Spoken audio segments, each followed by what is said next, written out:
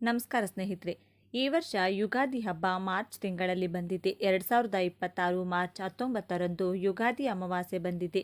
ಇಂತಹ ಶಕ್ತಿಶಾಲಿ ದಿನ ಈ 5 ವಸ್ತುಗಳನ್ನು ಮನೆಗೆ ತಂದರೆ ತುಂಬಾ ಒಳ್ಳೆಯದಾಗುತ್ತದೆ.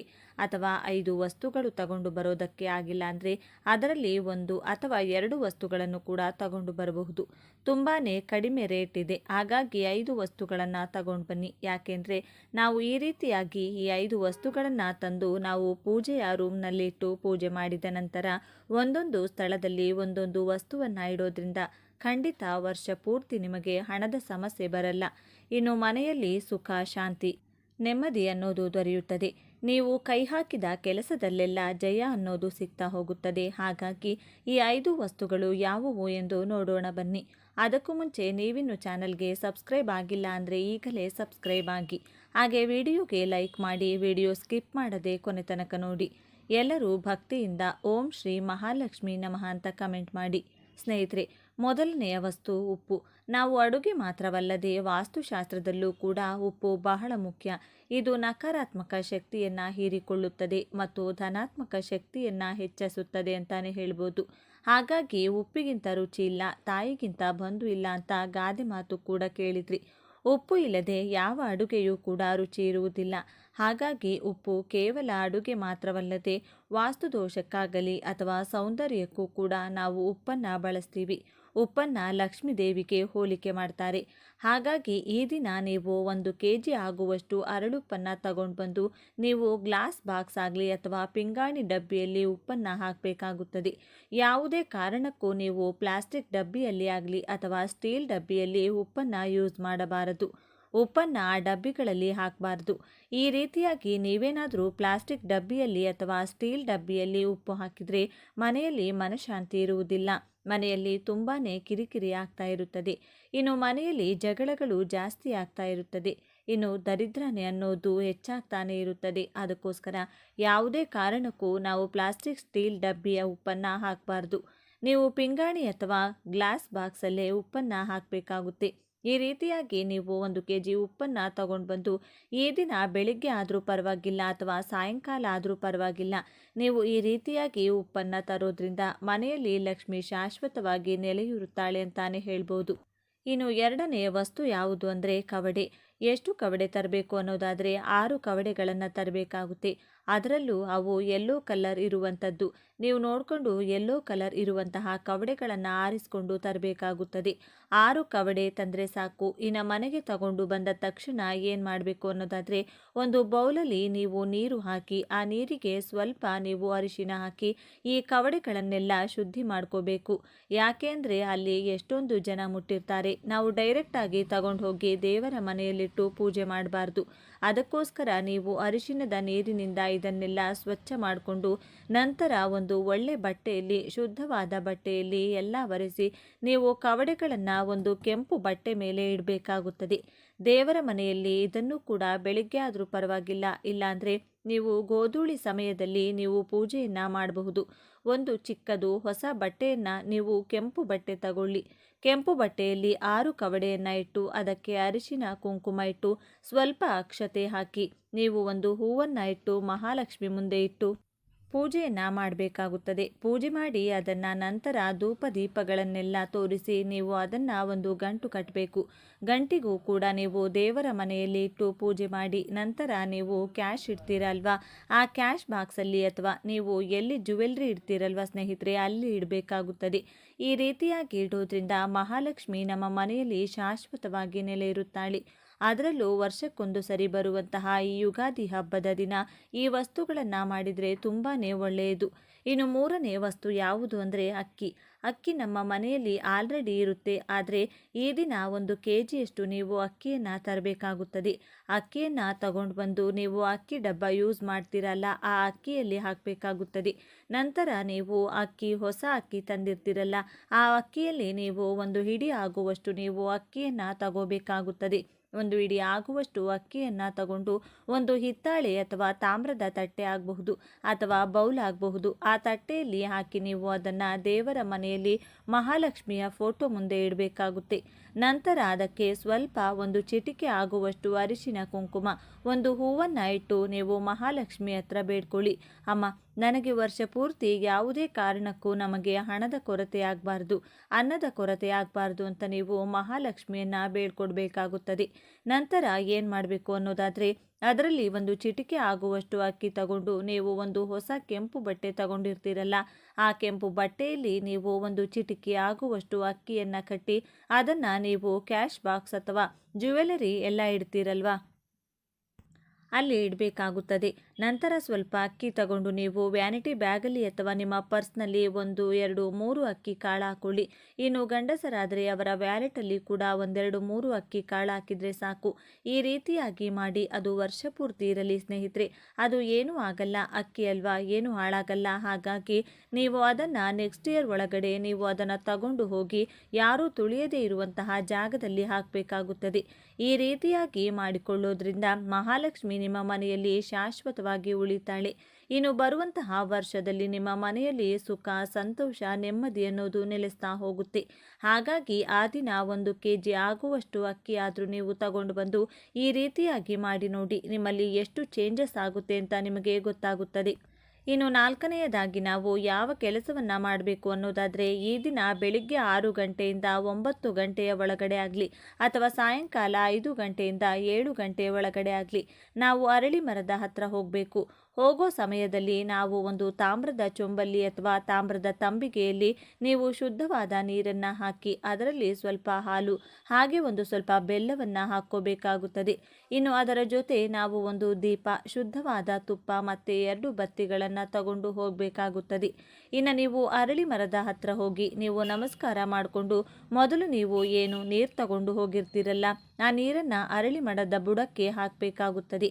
ಅದರಲ್ಲಿ ಶ್ರೀಮನ್ನಾರಾಯಣ ಮತ್ತು ಮಹಾಲಕ್ಷ್ಮಿ ವಾಸಿಸುತ್ತಾರೆ. ಹಾಗಾಗಿ ಅರಳಿ ಮರದ ಬುಡದಲ್ಲಿ ನೀವು ಆ ಶುದ್ಧವಾದ ನೀರು, ಒಂದು ಸ್ವಲ್ಪ ಬೆಲ್ಲ ಹಾಗೇನೆ ಹಾಲನ್ನು ತಗೊಂಡು ಹೋಗಿ ಬುಡದಲ್ಲಿ ಹಾಕಿ ಮತ್ತು ಅರಳಿ ಮರಕ್ಕೆ 12 ಪ್ರದಕ್ಷಿಣೆಯನ್ನು ಹಾಕಬೇಕಾಗುತ್ತೆ. ಸ್ನೇಹಿತರೆ, 12 ಪ್ರದಕ್ಷಿಣೆ ಆದಮೇಲೆ ನೀವು ಅಲ್ಲೇ ಕೂತ್ಕೊಂಡು ಒಂದು ತುಪ್ಪದಿಂದ ದೀಪವನ್ನು ಹಚ್ಚಬೇಕು. ದೀಪಕ್ಕೂ ಕೂಡ ಅರಿಶಿನ ಕುಂಕುಮ ಹಾಗೆಯೇ ಒಂದು ಹೂವನ್ನು ಇಟ್ಟು ಶುದ್ಧವಾದ ತುಪ್ಪವನ್ನು ಹಾಕಿ 2 ಬತ್ತಿಯನ್ನು ಹಾಕಿ ನೀವು ಅಲ್ಲಿ ದೀಪವನ್ನು ಹಚ್ಚಿ ನೀವು ಶ್ರೀಮನ್ನಾರಾಯಣನನ್ನು, ಮಹಾಲಕ್ಷ್ಮಿಯನ್ನು ಬೇಡ್ಕೋಬೇಕಾಗುತ್ತದೆ. ಅಮ್ಮ, ಈ ವರ್ಷ ನಾನು ಇಷ್ಟೆಲ್ಲ ಕಷ್ಟಪಟ್ಟಿದ್ದೀನಿ, ಬರೋ ವರ್ಷ ನನಗೆ ಸುಖಕರ ಜೀವನ ಇರಲಿ, ನಾನು ಅಂದುಕೊಂಡ ಕೆಲಸಗಳೆಲ್ಲ ನನಗೆ ಆಗಲಿ ಅಂತ ನೀವು ಅಮ್ಮನನ್ನು ಬೇಡಿಕೊಳ್ಬೇಕಾಗುತ್ತದೆ. ಇನ್ನು ಶ್ರೀಮನ್ನಾರಾಯಣನ ಸಮೇತ ನಮ್ಮ ಮನೆಗೆ ಬಾ ಅಮ್ಮ ಅಂತ ಮಹಾಲಕ್ಷ್ಮಿಗೆ ನೀವು ನಮಸ್ಕಾರ ಮಾಡಿಕೊಂಡು ನೀವು ಮನೆಗೆ ಬರಬೇಕಾಗುತ್ತದೆ. ಇನ್ನು ಕೊನೆಯ ವಸ್ತು ಯಾವುದು ಅನ್ನೋದಾದರೆ ಅರಿಶಿನದ ಕೊಂಬು. ಸ್ನೇಹಿತರೆ, ಇದನ್ನು ನಾನು ಪ್ರೀವಿಯಸ್ ವಿಡಿಯೋದಲ್ಲೂ ಕೂಡ ನೀವು ನೋಡಿರಬಹುದು. ಆದರೂ ಈಗಲೂ ಕೂಡ ನಾನು ಸ್ವಲ್ಪ ಶಾರ್ಟ್ ಆಗಿ ಇದರ ಬಗ್ಗೆ ತಿಳಿಸಿಕೊಡ್ತಿದ್ದೀನಿ. ಇದನ್ನು ನೀವು ಮನೆಗೂ ಕೂಡ ಕಟ್ಟಬಹುದು. ಹಾಗೆಯೇ ವ್ಯಾಪಾರ ಮಾಡ್ತಾ ಇದ್ದೀರಾ ಅಂದರೆ ವ್ಯಾಪಾರ ಸ್ಥಳಗಳಲ್ಲೂ ಕೂಡ ಕಟ್ಟಬಹುದು. ಈ ರೀತಿಯಾಗಿ ನೀವು ಈ ಅರಿಶಿನದ ಕೊಂಬನ್ನು ಬಾಗಿಲಿಗೆ ಕಟ್ಟೋದ್ರಿಂದ ಗುರುಬಲ ಅನ್ನೋದು ಹೆಚ್ಚಾಗ್ತಾ ಹೋಗುತ್ತದೆ. ನೀವು ವಾಹನ ಖರೀದಿ ಆಗ್ಬೋದು ಅಥವಾ ಮನೆ ಖರೀದಿ ಮಾಡೋರು ಅಥವಾ ಹಣವನ್ನು ನಮಗೆ ಹಣ ಬರ್ತಾ ಇಲ್ಲ ಅನ್ನೋರಾಗಲಿ ಅಥವಾ ಮದುವೆ ಸೆಟ್ ಆಗ್ತಾ ಇಲ್ಲ, ಮಕ್ಕಳಾಗ್ತಾ ಇಲ್ಲ, ಯಾವುದೇ ಒಂದು ಶುಭ ಕಾರ್ಯಗಳು ಆಗ್ತಾ ಇಲ್ಲ ಅಂದರೆ ನೀವು ಈ ವರ್ಷ ಈ ರೀತಿಯಾಗಿ ಕಟ್ಟಿ ನೋಡಿ, ತುಂಬಾ ಒಳ್ಳೆಯದಾಗುತ್ತದೆ. ನಾವು ಎಷ್ಟು ಅರಿಶಿನದ ಕೊಂಬು ತಗೋಬೇಕು ಅನ್ನೋದಾದರೆ ಸಮಸಂಖ್ಯೆಯಲ್ಲಿ ತಗೋಬೇಕು. 2, 4, 6, 8, 10 ಈ ರೀತಿಯಾಗಿ ಸಮಸಂಖ್ಯೆಯಲ್ಲಿ ತಗೊಳ್ಬೇಕಾಗುತ್ತದೆ. ನಮ್ಮ ಬಾಗಿಲು ಎಷ್ಟು ಉದ್ದ ಇರುತ್ತೆ, ಎಷ್ಟು ಉದ್ದ ನಾವು ಕಟ್ಟಬೇಕಾಗುತ್ತೆ. ನೀವು ಒಂದು ವೈಟ್ ದಾರವನ್ನು ತಗೊಂಡು ಅರಿಶಿನದ ನೀರಿನಲ್ಲಿ ಮಿಕ್ಸ್ ಮಾಡಿಕೊಂಡು ಅರಿಶಿನದ ದಾರವನ್ನು ಮಾಡಿಕೊಳ್ಬೇಕಾಗುತ್ತೆ. ನಂತರ ನಾವು ಇದನ್ನು ಹೂ ಕಟ್ಟೋ ರೀತಿಯಾಗಿ ಆದರೂ ಕಟ್ಬೋದು. ಇಲ್ಲ ಅಂತಂದರೆ ನೀವು ಸ್ವಲ್ಪ ಜಾಗ ಬಿಟ್ಕೊಂಡು ನೀವು ಅದನ್ನು ಗಂಟು ಹಾಕಿಕೊಂಡು ಕೂಡ ಕಟ್ಕೋಬಹುದು. ಈ ರೀತಿಯಾಗಿ ಕಟ್ಕೊಂಡು ನೀವು ಇದನ್ನು ಯಾವಾಗ ಕಟ್ಟಬೇಕು ಅಂತಂದರೆ ಈ ದಿನ ಬೆಳಿಗ್ಗೆ ಆದಷ್ಟು ಬ್ರಾಹ್ಮಿ ಮುಹೂರ್ತದಲ್ಲಿ ಕಟ್ಟಿದರೆ ತುಂಬಾ ಒಳ್ಳೆಯದು. ಇಲ್ಲ ಅಂತಂದರೆ 9 ಗಂಟೆಯ ಒಳಗಡೆ ಈ ಕೆಲಸವನ್ನು ಮಾಡಿಕೊಳ್ಬೇಕಾಗುತ್ತದೆ. ಮೊದಲು ನೀವು ಎಣ್ಣೆ ಸ್ನಾನ ಮಾಡಿ ನಂತರ ನೀವು ಹೊಸ ಬಟ್ಟೆಯನ್ನು ಹಾಕ್ಕೊಂಡು ಅಥವಾ ಶುದ್ಧವಾದ ಬಟ್ಟೆಯನ್ನು ಹಾಕ್ಕೊಂಡು ನೀವು ಎಲ್ಲರೂ ಅಂತಂದರೆ ಈ ದಿನ ಎಲ್ಲರೂ ಬೇಗ ಎದ್ದು ಸ್ನಾನಗಳೆಲ್ಲ ಮುಗಿಸಿ ನಂತರ ಮೊದಲು ನಾವು ಹೊಸಲಿಗೆ ಇದನ್ನು ಕಟ್ಟಿ ಮೊದಲು ನೀವು ಇದನ್ನು ಕಟ್ಟಿಬಿಡಿ. ಇದು ಎಷ್ಟು ದಿನ ಇರಬೇಕು ಅಂದರೆ ಎಷ್ಟು ದಿನ ಆದರೂ ಇರಬಹುದು ಸ್ನೇಹಿತರೆ. ಇದಕ್ಕೆ ಇಷ್ಟೇ ದಿನ ಇರಬೇಕು ಅಂತೇನಿಲ್ಲ. ಅಕಸ್ಮಾತ್ ಹಳೆಯದಾಗಿ ಕಟ್ಟಾಯಿತು ಅಂತಂದರೆ ಅಂದಲ್ಲಿ ಸಮಯದಲ್ಲಿ ನೀವು ತಗೊಂಡು ಹೋಗಿ ಹರಿಯೋ ನೀರಿಗೂ ಬೇಕೋ ಬಿಡಬಹುದು. ಇಲ್ಲ ಅಂತಂದರೆ ಯಾವುದಾದರೂ ಮರದ ಬುಡಕ್ಕೋ ಅಥವಾ ದೊಡ್ಡ ದೊಡ್ಡ ಮರ ಇದ್ದರೆ ಮರದಲ್ಲೂ ಕೂಡ ಇಡಬಹುದು. ಈ ರೀತಿ ಕೂಡ ಮಾಡಬಹುದು.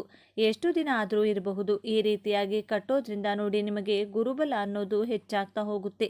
ನಾನು ಇಷ್ಟು ದಿನ ಯಾವುದೇ ಒಂದು ಕೆಲಸಕ್ಕೆ ಕೈ ಹಾಕಿದರೂ ಆಗ್ತಾ ಇಲ್ಲ ಅನ್ನೋರಾಗಲಿ, ಅಥವಾ ನನಗೆ ಎಷ್ಟೊಂದು ಆಸೆ ಇದೆ, ಒಂದು ಸೈಟ್ ತಗೊಳ್ಳೋಕ್ಕಾಗ್ತಿಲ್ಲ, ಒಂದು ಮನೆ ತಗೊಳ್ಳೋಕ್ಕೆ ಆಗ್ತಿಲ್ಲ, ಅಥವಾ ಒಂದು ವಾಹನ ತಗೊಳ್ಳೋಕ್ಕೆ ಆಗ್ತಾ ಇಲ್ಲ ಅನ್ನೋರು ಈ ರೀತಿಯಾಗಿ ಮಾಡಿ ನೋಡಿ, ಖಂಡಿತ ನಿಮಗೆ ಒಳ್ಳೆಯದಾಗುತ್ತೆ.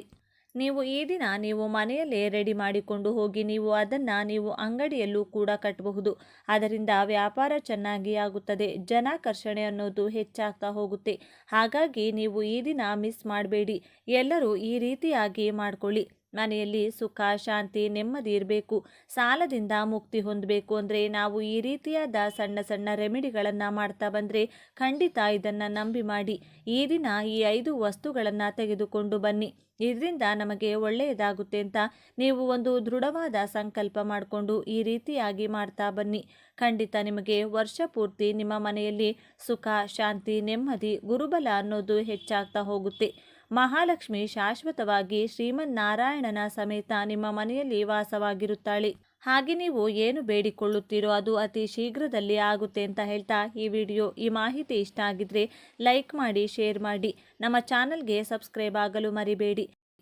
ನಮ್ಮ ಜೀವನದಲ್ಲಿರುವ ಅನೇಕ ಸಮಸ್ಯೆಗಳು, ಕಷ್ಟಗಳು ಮತ್ತು ಅನಾರೋಗ್ಯ ಸಮಸ್ಯೆಗಳನ್ನು ತಡೆಯಲು ಹಲವು ವಿಧಗಳನ್ನು ನಾವು ಹುಡುಕುತ್ತೇವೆ. ಆದರೆ ನೀವು ತಿಳಿದಿದ್ದೀರಾ, ನಿಮ್ಮ ಮನೆಯಲ್ಲಿನ ಒಂದು ಸಣ್ಣ ವಸ್ತು ಇದನ್ನೆಲ್ಲ ನಿವಾರಿಸುತ್ತದೆ ಎಂದು ನಿಮಗೆ ಗೊತ್ತಿದೆಯಾ? ಅದು ಯಾವ ವಸ್ತು ಎಂದರೆ ಅಡುಗೆ ಉಪ್ಪು. ನಿಮ್ಮ ಎಲ್ಲ ಕಷ್ಟಗಳನ್ನು ದೂರ ಮಾಡುತ್ತದೆ ಮತ್ತು ನಿಮ್ಮ ಜೀವನವನ್ನು ಸುಖಮಯವಾಗಿಸಲು ಸಹಾಯ ಮಾಡುತ್ತದೆ. ಉಪ್ಪಿನಿಂದ ಅದೃಷ್ಟ ಲಕ್ಷ್ಮಿಯನ್ನು ಕರೆಸಬಹುದು ಮತ್ತು ದರಿದ್ರ ಲಕ್ಷ್ಮಿಯನ್ನು ಕರೆಸಬಹುದು. ಉಪ್ಪು ಎಲ್ಲರ ಅಡುಗೆ ಮನೆಯಲ್ಲಿರುತ್ತದೆ, ಆದರೆ ಅದನ್ನು ನಾವು ಅದೃಷ್ಟ ಲಕ್ಷ್ಮಿಯನ್ನು ಕರೆಸಿಕೊಳ್ಳುವುದಕ್ಕೆ ಮಾತ್ರ ಬಳಕೆ ಮಾಡಬೇಕು.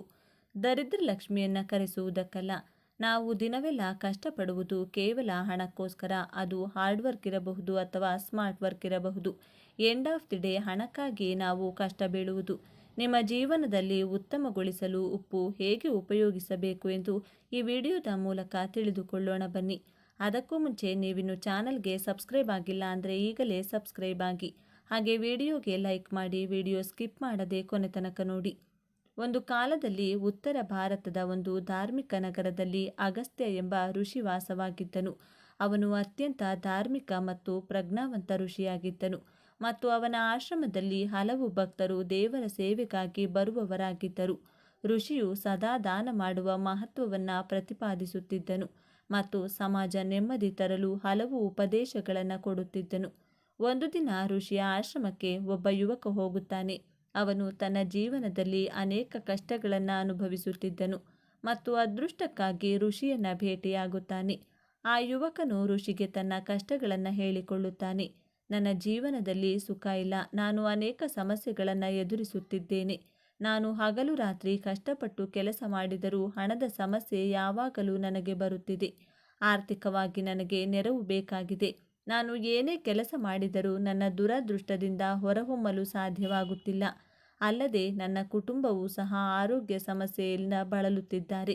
ಇದರಿಂದ ಆಚೆ ಬರಲು ಮಾರ್ಗವನ್ನು ತಿಳಿಸಿ ಎಂದು ಕೇಳಿಕೊಳ್ಳುತ್ತಾನೆ.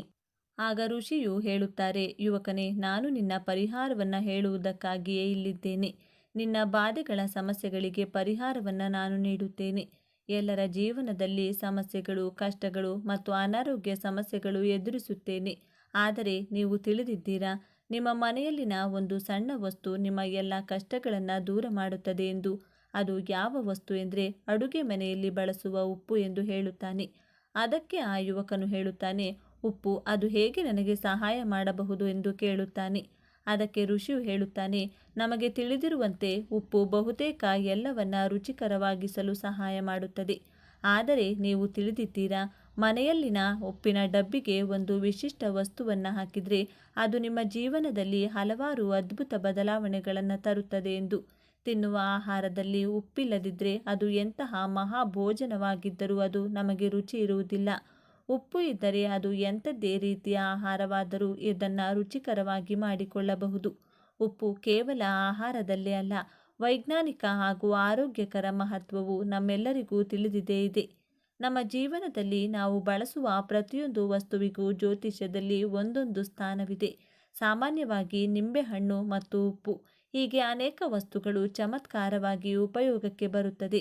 ಉಪ್ಪು ನಮ್ಮ ಜೀವನದಲ್ಲಿ ಸಕಾರಾತ್ಮಕ ಶಕ್ತಿಯನ್ನು ಹೆಚ್ಚು ಮಾಡಿ ನಮ್ಮ ಸುತ್ತಮುತ್ತಲಿನ ನಕಾರಾತ್ಮಕ ಅಂಶಗಳು ಹಾಗೂ ಶಕ್ತಿಯನ್ನು ದೂರ ಮಾಡುತ್ತದೆ.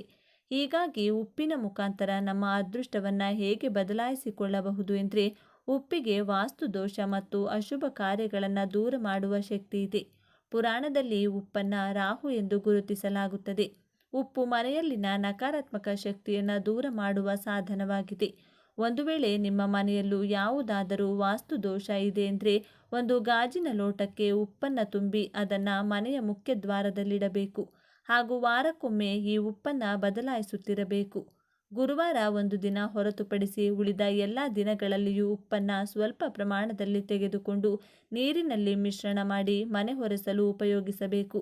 ಈ ರೀತಿ ಮಾಡುತ್ತಾ ಬಂದರೆ ನಿಮ್ಮ ಮನೆಯಲ್ಲಿರುವ ವಾಸ್ತು ದೋಷ ದೂರವಾಗುತ್ತದೆ. ಒಂದು ವೇಳೆ ನಿಮ್ಮ ಮನೆಯಲ್ಲಿ ನಕಾರಾತ್ಮಕ ಶಕ್ತಿ ಇದೆ ಎಂದು ನಿಮಗೆ ಅನಿಸಿದರೆ, ಒಂದು ಗಾಜಿನ ಲೋಟದಲ್ಲಿ ಇಲ್ಲವಾದರೆ ಒಂದು ಗಾಜಿನ ಬೌಲ್ನಲ್ಲಿ ಉಪ್ಪನ್ನು ತುಂಬಿ ಯಾವುದಾದರೂ ಒಂದು ಮೂಲೆಯಲ್ಲಿಡಬೇಕು. ಗಾಜು ಮತ್ತು ಉಪ್ಪು ರಾಹುವಿನ ಸಂಕೇತವಾಗಿದೆ. ಒಂದು ವೇಳೆ ನಿಮಗೆ ರಾಹು ದೋಷ ಏನಾದರೂ ಇದ್ದರೆ ಇದೇ ರೀತಿ ಒಂದು ತಟ್ಟೆಯಲ್ಲಿಟ್ಟರೆ ನಿಮ್ಮ ಮನೆಯಲ್ಲಿ ಆ ರಾಹು ದೋಷ ಕೂಡ ನಿಮ್ಮಿಂದ ದೂರವಾಗುತ್ತದೆ ಎಂದು ಹೇಳುತ್ತಾರೆ. ಅದಕ್ಕೆ ಆ ಯುವಕನು ಕೇಳುತ್ತಾನೆ, ಅನಾರೋಗ್ಯದಿಂದಿದ್ದರೆ ಉಪ್ಪನ್ನು ಹೇಗೆ ಬಳಸಬಹುದೆಂದು ಕೇಳುತ್ತಾನೆ. ಅದಕ್ಕೆ ಋಷಿಯು ಹೇಳುತ್ತಾನೆ, ಅನಾರೋಗ್ಯದಿಂದ ಬಳಲುತ್ತಿದ್ದರೆ ನೀವು ಒಂದು ಹಿಡಿಯಷ್ಟು ಉಪ್ಪನ್ನು ತೆಗೆದುಕೊಂಡು ಅದರಿಂದ ಇಳಿಯನ್ನು ಅವರಿಗೆ ತೆಗೆದು ಅದನ್ನು ಯಾರೂ ಓಡಾಡದೇ ಇರುವ ಜಾಗದಲ್ಲಿ ಇಟ್ಟು ತಿರುಗಿ ನೋಡದೆ ಬಂದು ಬಿಡಬೇಕು. ಈ ರೀತಿ ಮಾಡಿದರೆ ಅವರ ರೋಗ ನಿಯಂತ್ರಣಕ್ಕೆ ಬರುತ್ತದೆ ಮತ್ತು ಸಾಧ್ಯವಾದಷ್ಟು ಬೇಗ ಅದು ದೂರವಾಗುತ್ತದೆ ಎಂದು ಹೇಳುತ್ತಾರೆ. ಆಗ ಯುವಕನು ಹೇಳುತ್ತಾನೆ, ಅದರ ಜೊತೆಗೆ ನನಗೆ ಹಣದ ಸಮಸ್ಯೆಯೂ ಇದೆ, ಅದಕ್ಕೆ ಏನು ಮಾಡಬೇಕು ಎಂದು ಕೇಳ್ತಾನೆ.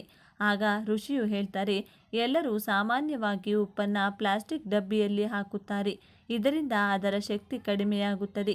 ಅದಕ್ಕೆ ಏನು ಮಾಡಬೇಕು ಅಂದರೆ, ಒಂದು ಗಾಜಿನ ಡಬ್ಬಿಯಲ್ಲಿ ಉಪ್ಪು ಮತ್ತು ಲವಂಗಗಳನ್ನು ಗಾಜಿನ ಡಬ್ಬಿಯಲ್ಲಿಡುವುದರಿಂದ ನಕಾರಾತ್ಮಕ ಶಕ್ತಿಗಳು ಮತ್ತು ವಾಸ್ತು ದೋಷಗಳು ದೂರವಾಗುತ್ತವೆ ಮತ್ತು ಲಕ್ಷ್ಮೀ ದೇವಿಯ ಸಹಾಯವು ನಿಮ್ಮ ಕಡೆಗೆ ಸೆಳೆಯುವುದು ಎಂದು ಹೇಳುತ್ತಾನೆ. ಅದಕ್ಕೆ ಆ ಯುವಕನು ಧನ್ಯವಾದಗಳನ್ನು ಹೇಳಿ ಅಲ್ಲಿಂದ ಹೊರಡುತ್ತಾನೆ. ಇನ್ನು ದೃಷ್ಟಿದೋಷ ನಿವಾರಣೆ ಮಾಡಲು ಕಲ್ಲುಪ್ಪನ್ನು ಈ ರೀತಿ ಬಳಸಿ.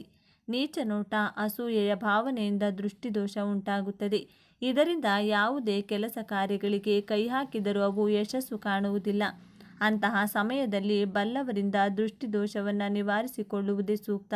ಹಾಗಾದರೆ ದೃಷ್ಟಿದೋಷ ನಿವಾರಣೆ ಮಾಡಿಕೊಳ್ಳುವುದು ಹೇಗೆ?